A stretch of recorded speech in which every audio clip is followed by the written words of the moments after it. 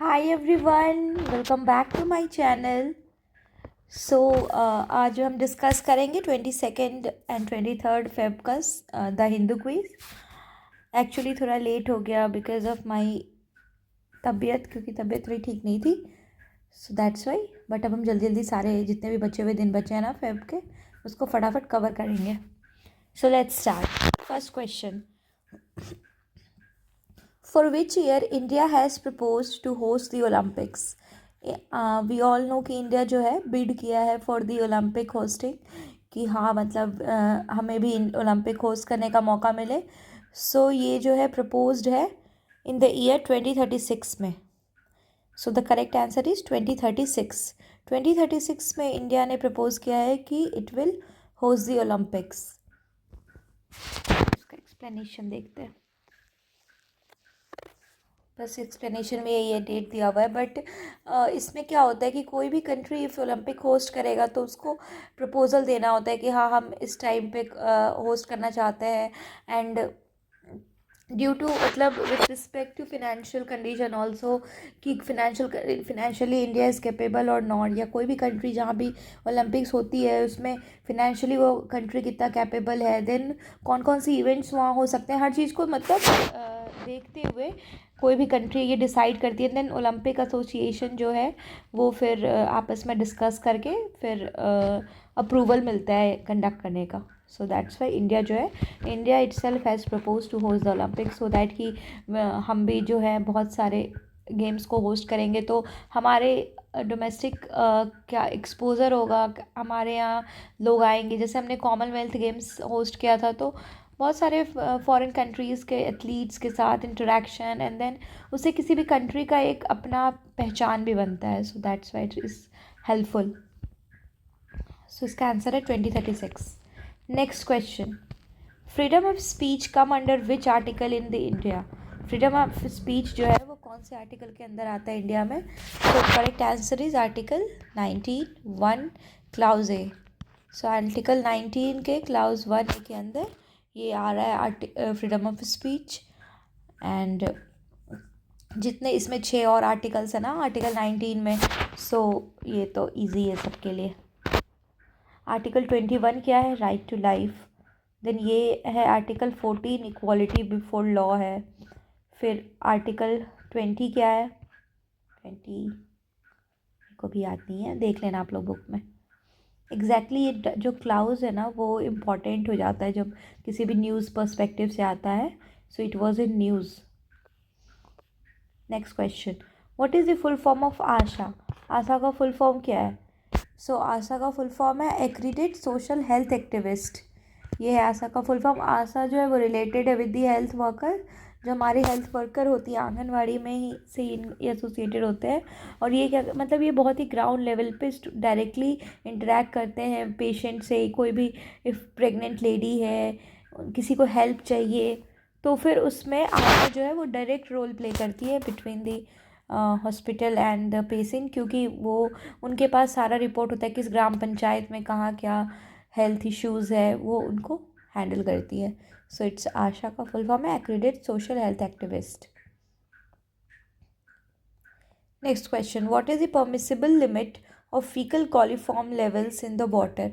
अभी actually CPCB जो है सेंट्रल पोल्यूशन कंट्रोल बोर्ड, उन्होंने नेशनल ग्रीन ट्रिब्यूनल में एक रिपोर्ट सबमिट किया था विथ रिस्पेक्ट टू महाकुंभ में जो वाटर यूज़ हो रहा है उस रिस्पेक्ट में नहाने वाले, कि it is not suitable because faecal coliform का लेवल उसमें बहुत ही ज़्यादा बढ़ा हुआ है। सो उसके कारण ये न्यूज़ में आया है। So what is the permissible limit? Permissible limit क्या है किसी भी वाटर में? और एक चीज़ और, कि जितना भी ई कोलाई के जो ये जो कॉलीफॉर्म बैक्टीरिया है इसके अंदर ही है ई कोलाई, तो मीन्स इसका कॉन्सेंट्रेशन डिटरमाइन करता है वाटर क्वालिटी को, कि वाटर का क्वालिटी कैसा है। Is it feasible for drinking ना and then washing bathing, it is feasible और नॉट। सो ये सब मतलब ये जो है इस चीज़ को रिफ्लेक्ट करता है। सो परमिसिबल लिमिट है 2500 units. 2500 units is the permissible limit of faecal coliform. Faecal coliform मतलब फीकल मीन्स ह्यूमन फीसिस में जो बैक्टीरिया प्रेजेंट होती है। Coliform bacteria, coliform is a type of group जिसमें mainly E coli is the major bacteria.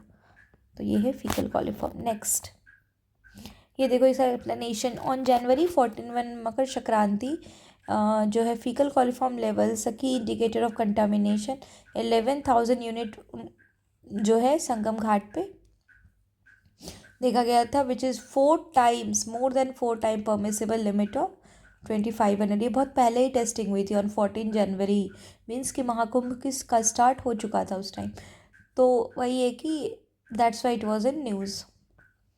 Next question, how many women CM in Delhi has had before the Rekha Gupta? As we all know, Rekha Gupta got elected as CM के रूप में she has taken oath and she was elected from Karol Bagh constituency से वो elect हुई हैं। And then ये जो है दिल्ली की CM बनी है from BJP। So how many women CM Delhi में अब तक कितनी वीमेन CM हो चुकी हैं before Rekha Gupta? So before Rekha Gupta, the correct answer is 3. Okay, and including her, it's 4. So ये आपको ध्यान रखना है बिफोर रेखा गुप्ता। सो कौन कौन सी हैं? सुषमा स्वराज, देन शीला दीक्षित, देन अतिशी मारलेना, और अब फोर्थ है Rekha Gupta. So miss Gupta is the 4th women chief minister of India and 2nd women chief minister of Delhi. 4th women chief minister है ऑफ दिल्ली की and 2nd women chief minister of Delhi from BJP। So BJP की तरफ से ये 2nd female chief minister है, क्योंकि first तो सुषमा स्वराज थी। The only women among the parties 14 chief minister across India. तो ये है इसका explanation. Next, US president Donald Trump has accused which world leader as dictator? US president जो डोनाल्ड ट्रंप जो हैं उन्होंने किस वर्ल्ड लीडर को डिक्टेटर के रूप में एक्यूज़ किया? So recently he had meeting with Ukraine prime minister. Ukraine के प्राइम मिनिस्टर से उनकी बात हुई है और वहाँ के लीडर जो हैं यूक्रेन के लीडर जेलेंस्की, उनको उन्होंने dictator without nation and then क्योंकि उनके बीच अभी पीस डील साइन करवाना है between Russia and Ukraine and US has initiated it. US ही इनिशिएट किया है एंड देन वो जो है उनकी यूक्रेनियन प्रेसिडेंट से बात हुई है जेलेंस्की से एंड उनके बीच में बहुत ही कुछ अच्छा बात नहीं हुआ डिक्टेटर के रूप में एंड ही कॉल्ड हिम। सो ये सब सीन हुआ है, that's why it was in news. Putin कहाँ के हैं? ये तो रशियन है। PM मोदी हमारे इंडिया के। जिनपिंग कहाँ के हैं? China. Next question, see the European union on Thursday hit back against US president. Europe जो है इट्स यूरोपियन यूनियन जो है it's with Ukraine and it is very much Trump के एक्यूजेशन के कारण दे आर फायर्ड। वो बहुत ही नाराज़ भी हैं कि Trump is basically dominating here. So that's why Zelensky को ही call the dictator. Next question, what was the main topic discussed in India-Pakistan flag meeting in Pir Panjal valley? Indian Pakistan की अभी रिसेंटली मीटिंग हुई है क्योंकि बहुत ज़्यादा सीज़ फायर का उल्लंघन हो रहा था ऑन दी बॉर्डर, और उसके बाद सीज फायर ब्रीचिंग होने के कारण और फिर मिलिटेंट्स अटैक बढ़ गए हैं उधर बॉर्डर के पास में। एरिया इज़ वेरी सेंसिटिव और हमारे बहुत सारे सोल्जर्स एंड देर हमेशा फायरिंग अभी चल रही है कुछ दिनों से। बहुत ही सेंसिटिव एरिया हो चुका है जम्मू का। That's why the meeting was conducted. So क्या टॉपिक पे इनके बीच में डिस्कस किया गया है mainly? So it's correct answer is reduction of tensions at the LOC के बीच में के पास जो भी टेंशन्स है ना उसको कम करने के लिए, क्योंकि वहीं से घुसपैठी हो रही है, देन इतनी ज़्यादा फायरिंग सीज फायर ब्रीच हो रहा है। So that's why in the wake of growing skirmishes on the line of control Jammu region के पास बहुत ज़्यादा फ्रीक्वेंट एम्ब्यूज देखा जा रहा है between Pakistan and Indian army और पाकिस्तान के मिलिटेंट्स के साथ, और मेनली पूंछ डिस्ट्रिक्ट में ही ये मीटिंग ऑर्गेनाइज किया गया टू रिड्यूस द हाइटेड tension sparked by the recent skirmishes. So उस चीज़ पे ही डिस्कस हुआ है ताकि जो LOC के पास जो टेंशन क्रिएटेड है, जो सेंसिटिव माहौल है, वो उस चीज़ को थोड़ा सा नॉर्मलाइज किया जा सके एंड सीज फायर जो है वो फिर से डील कंटिन्यू रह सके इंडिया एंड पाकिस्तान के बीच। Next is why did Tamil Nadu CM MK Stalin oppose NEP 2020 language policy? अब तमिलनाडु जो है मोस्ट ऑफ द स्टेट जो अब धीरे धीरे एक्सेप्ट कर रहे हैं NEP को, and they are allowing it in their state also, ताकि वो स्टेट में भी इम्प्लीमेंट हो सके, उसके इम्प्लीमेंटेशन को अलाउ कर रहे हैं। बट तमिल CM जो स्टालिन है वो अपोज क्यों कर रहे हैं NEP 2020 लैंग्वेज पॉलिसी को? ये बहुत ज़्यादा न्यूज़ में है, क्योंकि उसके कारण क्या हो रहा है कि जो हमारी एजुकेशन मिनिस्ट्री है, यूनियन मिनिस्ट्री, वो इनको फ़ंड रिलीज़ नहीं कर रही है। जो भी फ़ंड है विथ रिस्पेक्ट टू NEP, जो एजुकेशन सेक्टर का फ़ंड है वो रिलीज़ ही नहीं कर रहा है यूनियन गवर्नमेंट तमिलनाडु गवर्नमेंट को। सो इनके बीच एक टेंशन है। रीज़न क्या है? The reason is to replace, क्यों नहीं करना चाह रहे? ताकि जो है ना उन्हें लैंग्वेज, जो 3 लैंग्वेज फार्मूला है NEP में है, 3 लैंग्वेज फार्मूला, इसको इम्प्लीमेंट वो नहीं करना चाहते हैं।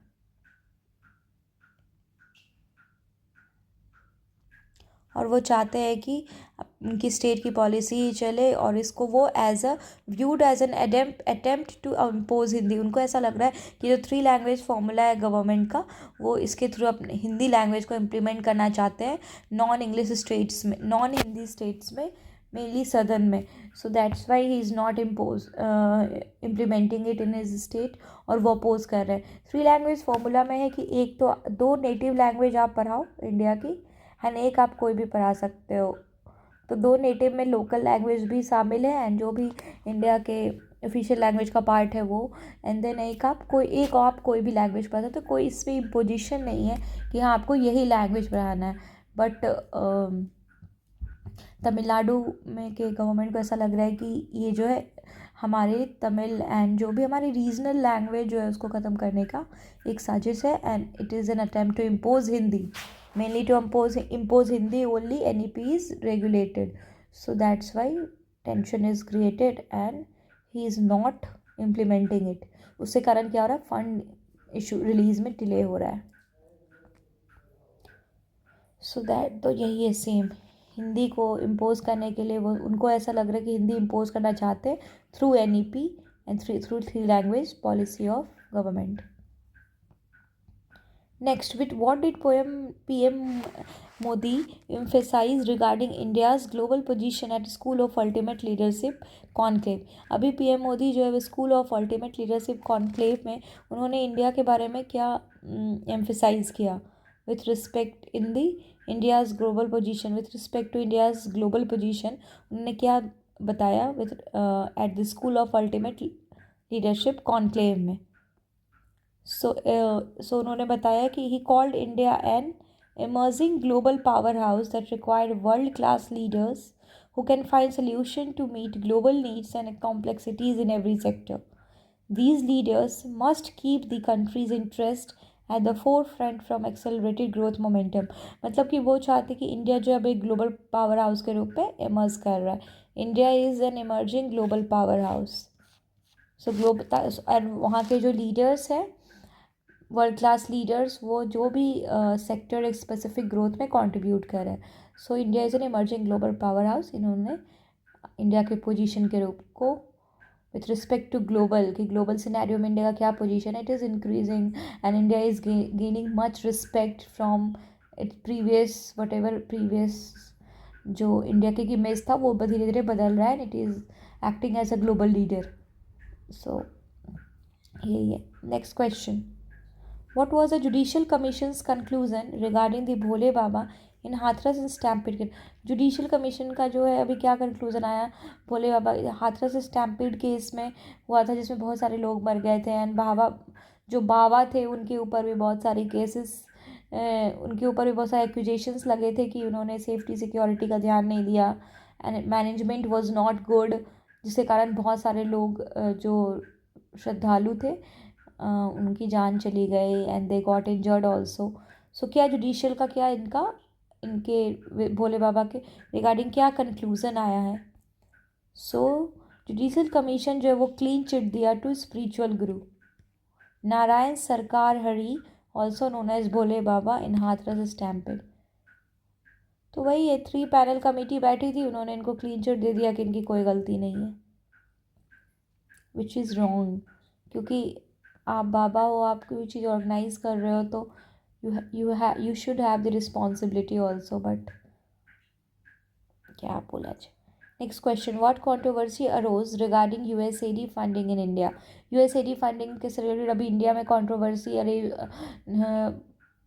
छा गई है. कंट्रोवर्सी क्रिएट हो गया है ड्यू टू इलेक्टोरल से रिलेटेड, कि जो इंडिया में जो ये यूएसएडी की जो फंडिंग है ना, उसमें इलेक्टोरल वोटर टर्नआउट को इन्फ्लुएंस करने का भी कोशिश किया गया है, और उसमें यूएसएडी की फंडिंग यूज़ हुई है, फंड्स यूज़ हुए हैं. सो इससे रिलेटेड बहुत ज़्यादा जो है इंटरफेरेंस हुआ है इन वोटर टर्नआउट. तो इसीलिए एक एक जो है ये बहुत कंट्रोवर्शियल एस्पेक्ट सामने आया है from this funding with respect to India, that they are influencing voter turnout, supporting किसी स्पेशल पार्टी को सपोर्ट करने में, किसी स्पेशल कैंडिडेट को इन दी डेमोक्रेसी, इन दी इलेक्शंस. तो इस चीज़ में इंटरफेरेंस हुई है थ्रू यूएस फंडिंग के. एक्सप्लेनेशन क्या है? जो सेंटर है वो अभी उन्होंने कहा, सेंटर गवर्नमेंट जो है वो बोल रही कि they are investigating very deeply. ये बहुत ही ट्रबलिंग एलिगेशंस है जो यूएस के गवर्नमेंट, जो ट्रम्प है उनके द्वारा लगाया गया, क्योंकि $21 मिलियन जो है वो यूज हुआ है to funding on voter turnout in India. So इसी कारण क्या होता है कि जो भी फॉरेन फंडिंग्स आती है ना, उसका ये सब यूज़ जब निकल के आता है तो इट इज़ वेरी डिस्टर्बिंग, क्योंकि इट लैक्स ट्रांसपेरेंसी, अकाउंटेबिलिटी. तो it can influence a major, किसी भी मेजर चीज़ों को ये इन्फ्लुएंस कर सकता है. और ये दिस एक्सपेंडिचर, जो इस एक्सपेंडिचर को अब कैंसिल कर दिया गया by US department of government efficiency, DOGE के द्वारा, which is run by Elon Musk. Elon Musk जो है इस डिपार्टमेंट के हेड है, एंड इस एक्सपेंडिचर को अब कैंसिल कर दिया गया. अब ये फंडिंग इंडिया को नहीं मिलेगी. Next is, what was the major issue discussed between India and China at G20 meeting? G20 meeting जो हुई उसके साइड लाइन्स में इंडिया और चाइना के बीच में बायलैटरल सब कुछ, वीज़ा से रिलेटेड, एजुकेशन से रिलेटेड, सब कुछ से रिलेटेड एक बात स्टार्ट होने की बात आई है. सो ये जो है ये G20 मीटिंग के साइड लाइन में किस मेजर इशू पे इनके बीच में डिस्कशन हुआ है? सो इनके बीच में डिस्कशन हुआ है mainly on including the management of peace and tranquillity in the border areas. Bilateral, ये अब बायलेटरल अपना रिलेशन बढ़ाना चाहते हैं इंडिया एंड चाइना, ताकि वीज़ा भी इशू हो सके फॉर यहाँ के लोगों को चाइना के लिए, एजुकेशन के भी सेक्टर में. And most important, managing the peace and stability और पीस जो है, लाइन ऑफ एक्चुअल कंट्रोल, जो अभी वहाँ पे जो एक डील साइन हुई है with our China counterparts, China के साथ जो हमारी डील साइन हुई है वो कंटिन्यू रहे और स्टेबिलिटी मेंटेन रहे एट LAC. सो ये डिस्कस किया गया साइड लाइन्स ऑफ G20. और इसे कौन डिस्कस की? चाइनीज़ फॉरेन मिनिस्टर वांग यी एंड फॉरेन मिनिस्टर, हमारे जो foreign minister, external affair minister है S जयशंकर, उनके बीच में ये डिस्कशन हुआ. और ये डिस्कस किया गया with national security advisor Ajit Doval and foreign secretary Vikram Misri who have visited Beijing. तो ये पहले ये चीज़ डिस्कस हो चुकी थी, उससे रिलेटेड ही उस चीज़ को ही और आगे डिस्कस किया बाय बोथ द मिनिस्टर्स, ताकि वो जो स्टेबिलिटी और पीस है वो कंटिन्यू रह सके on LAC, because LAC was really disturb. जब से गलवान क्लैश हुआ था उस टाइम से LAC was disturb. Next question, what was the major concern regarding MCC grant freeze in the Nepal? क्या मेजर कंसर्न है regarding the MCC grant freeze? MCC जो है वो अभी फ्रीज़ कर दी गई MCC ग्रांट को नेपाल में. तो क्यों कर दी गई, ऐसा क्या कंसर्न निकल के आया है सामने? तो ये कंसर्न है कि Kathmandu was caught in the cross fire of Washington Beijing tension over the millennium challenge corporation, जो अमेरिकन ग्रांट है फॉर नेपाल. और क्यों किया गया? क्योंकि फंडिंग जो है वो इसलिए, ताकि फंडिंग को किया गया क्योंकि कुछ गड़बड़ी पाई गई है इनके बीच में इंफ्रास्ट्रक्चर डेवलपमेंट से रिलेटेड. इसका इम्पैक्ट पड़ेगा ऑन इंफ्रास्ट्रक्चर डेवलपमेंट.